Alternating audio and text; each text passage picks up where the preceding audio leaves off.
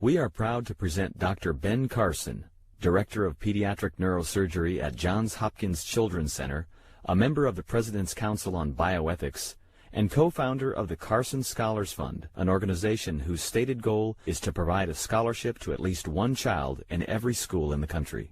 World-renowned for his expertise in separating twins conjoined at the head, Dr. Carson has been recognized by CNN and Time magazine as one of America's top 20 physicians and scientists, and is the recipient of numerous honors and awards, including more than 30 honorary doctorate degrees. Dr. Carson's speech is a powerful message of hope and possibility as he challenges us all to unleash the limitless potential that resides in each of us.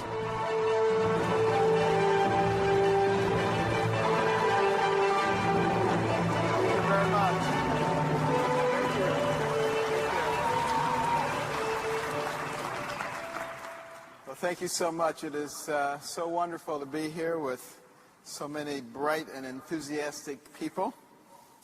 And I'm always thrilled to be in the company of people with purpose in their lives. People like Sam and Linda, Dr. Reg and Joe, and so many of the people who really pour their hearts and souls into trying to make the environment better for other people. And I really think that that's what life should be all about. You know, money is fine, but it really doesn't amount to a hill of beans, to be honest with you. What really does mean a lot is if you can improve other people's lives. You know, when people feel good, they think good thoughts and they begin to do good things. And when you stop and you look at the life of Jesus Christ, you realize that he understood that, because every time he went someplace, what did he do? He healed people. And once he healed them physically, then they were ready to be healed mentally and spiritually.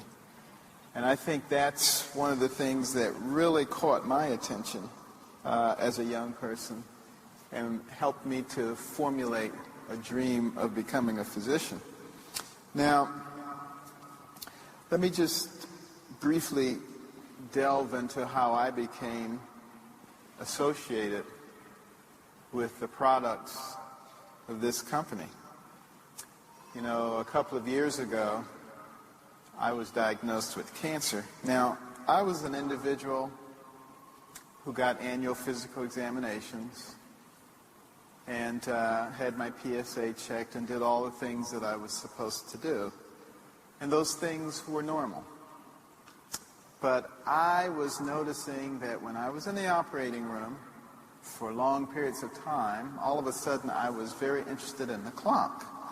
And I never used to be interested in the clock because I didn't have to go to the bathroom. I had a big bladder and it could accommodate me for days at a time if necessary. But now I was looking at that clock and I said, you know, this represents a change. So I went to see the chief of urology at Hopkins, Dr. Pat Walsh, and he said, you know, you probably have a little prostatitis. We'll give you some antibiotic. But the symptoms did not resolve. And he said, well, maybe you got a little focal hypertrophy, so we'll give you a little Flomax. But once again, the symptoms did not resolve. At which point he said, now, what was your PSA? And he said, well, that's normal, but why don't we repeat it? I know it was just a few months ago, and we did, and this time it was slightly elevated. And he said, you're going to need to have a biopsy done. Now, if anyone ever told you that a prostate biopsy does not hurt, it doesn't hurt them. That's the part that they didn't tell you. Okay. I must tell you, by the time they got to about the 8th or 9th specimen, I was just saying, you know, I don't really mind if I have cancer. But at any rate, you know, when we got finished, you know, I was told that at my age, the chances of me actually having cancer were less than 18%, so I really shouldn't spend a lot of time worrying about this. And I said, nevertheless, I'd like to know the minute you know something.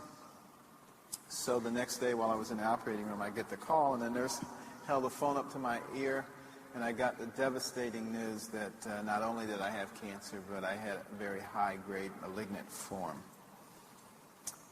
And of course, I put that out of my mind and finished the operation, but it really hit me as I was going home that I had a disease that could potentially kill me. I subsequently got an MRI done to see if there was any spread. And I remember coming out of the MRI machine, I was expecting one of the radiologists to be there to say to me, everything looks fine, nothing to worry about, but there was no radiologist. And as I was leaving, one of the technicians handed me a copy of my films. Now I was a little bit concerned. And I went up to my office and I put them up on the view box, and my heart sank as I saw all those lesions up and down my spine, and I said, no. I looked at the name on the scan to make sure it was mine, and it was. And I just sat down at my desk and just started thinking. And my senior PA came in, who's been with me my entire career, and she said, what did it show? And I said, it's over there on the view board, and she went over and looked and came back with the longest face imaginable, having seen the same thing that I saw. And interestingly enough, by the next day, information had already gotten out. There was a radio station announcing that I had a glioblastoma, a malignant cancer of the brain. And then I had colon cancer, I had liver cancer, I had kidney cancer, I had bone cancer, I had skin cancer, you name it, I had it. I was dying. I had died already. One lady called my office and she said, I heard Dr. Carson was dead. I want to speak to him, you know. So it was quite an interesting time. But because all of that news had gotten out, I started getting so many products from all over the world. People were sending me grasses and herbs and fruits and pills and teas and juices, and it was unbelievable. I mean, I could have started a store with all the stuff that people had given me. But one of the fathers of one of my patients asked me if I had ever heard anything about glyconutrients. And I said, well, you know, I've certainly heard the term, but I didn't know anything specific about them. And he gave me the website, and I subsequently contacted Dr. Reg, and we had quite a conversation about possibilities. And he sent me some product and prescribed a regimen. And I started taking the product. And within about 3 weeks, my symptoms went away. And I was really quite amazed.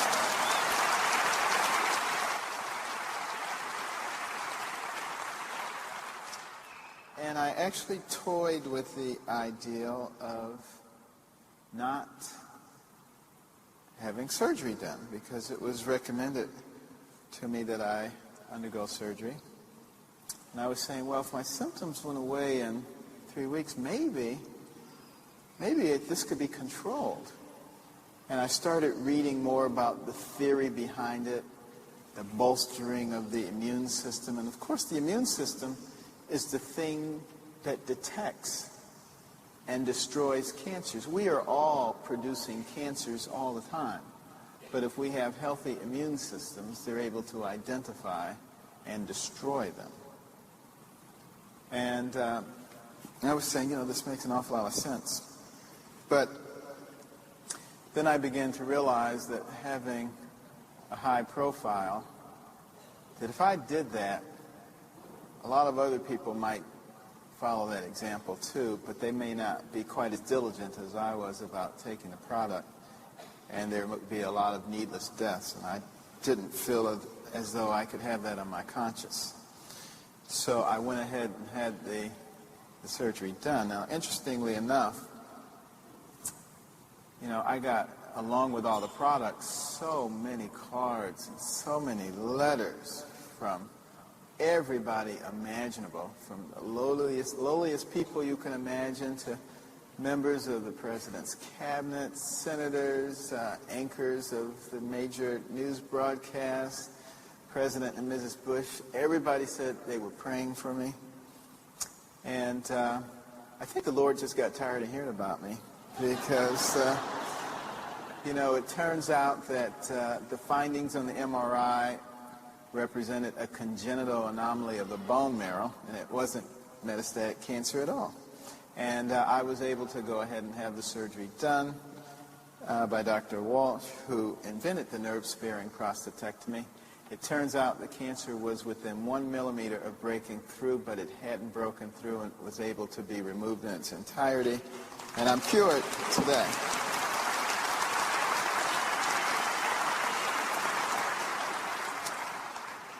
Now, some people have concluded that I was cured without surgery and that I was just cured by the glyconutrients. Maybe would have happened, maybe would not have. But, I do not advocate abandoning traditional medical cures that have been shown to work. What I would, however, advocate is using natural products to supplement what's done by traditional medicine. The two things do not have to be adversarial. In fact, they can be really extremely complementary.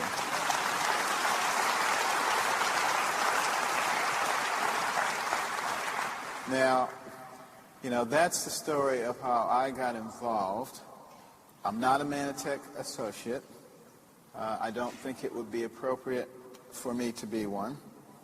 I'm not a Manatech spokesman. I don't think that would be appropriate either. I do refer people to appropriate people. I do not make any claims of being an expert in the area of glyconutritionals. I don't plan to become an expert in that area because there are other people who are already extremely well versed in that area. So please don't tell people to call me to talk about this. It's amazing how many calls and emails and letters we get about this, just tons of them. And it's not appropriate. There are other people who are very good at this, but we are figuring out ways to channel those people without me actually having to spend any time involved in doing that. I still take the products today, every single day. My wife takes them too. We're on the regular plan where we get our stuff every month. And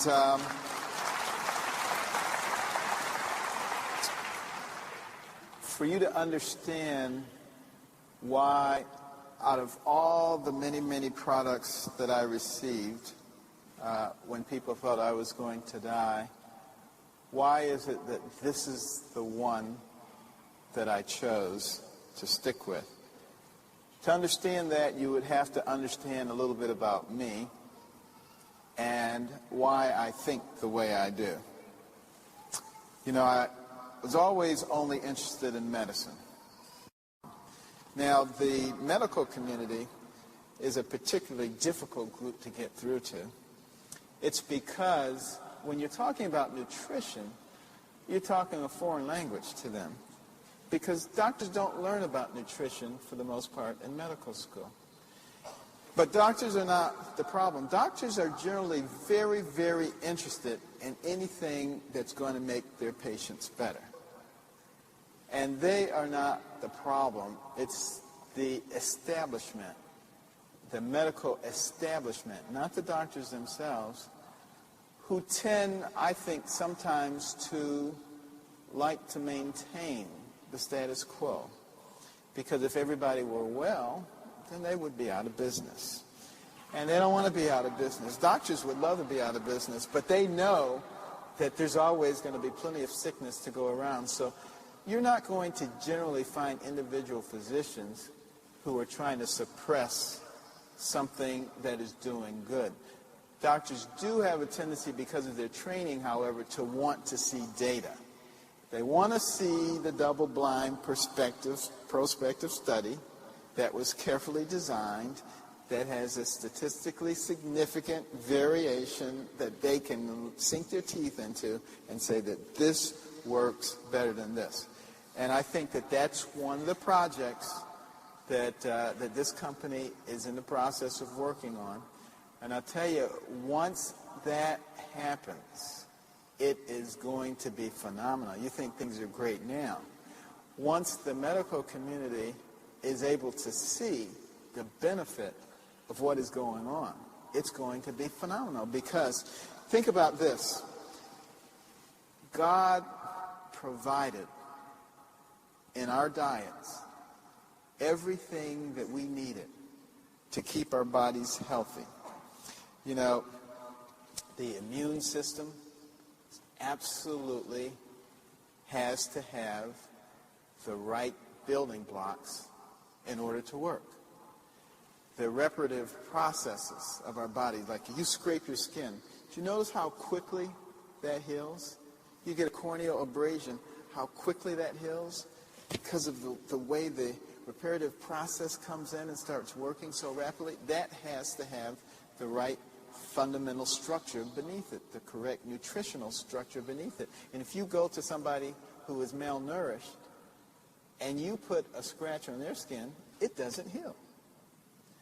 You scratch their eye, it doesn't heal. It festers. It becomes infected. Bad things begin to happen. So it tells you how important that nutritional status is, and God provided that for us. However, we have become so incredibly sophisticated that we process our foods to the nth degree, and we manage to get all of that good stuff out of them. And then consequently, we think we're eating well, and we're certainly getting plenty of calories out of it, and we're getting very fat. But being fat is not equivalent to being well nourished. And what we have to do is begin to educate people about how you put the building blocks back into their diet. Now, the ideal thing would be for all of us to go back to the Garden of Eden. We wouldn't need glyconutritionals. We wouldn't need anything. All we have to do is eat the wonderful fruits and vegetables that God provided for us. That's not practical because the Garden of Eden is no longer here. Well, the next best thing is maybe if we could all have a fresh, organic diet, and we could drink 6 to 8 glasses of pure water every day, and we could exercise regularly, and we could get plenty of rest, and we could take the stress out of our lives, then we could also be very healthy. But how many of us are going to do that? So given the fact that, we're relatively lazy, and we live in a modern world, now we got to ask ourselves, what can we do to get as close to that natural diet as possible? And that's where nutrition comes in. And that's where finding the right kinds of supplementary products comes in. And you can do your own research in terms of which products are the best. But as I looked around, with all the various things that I had access to, you can see where I'm standing tonight.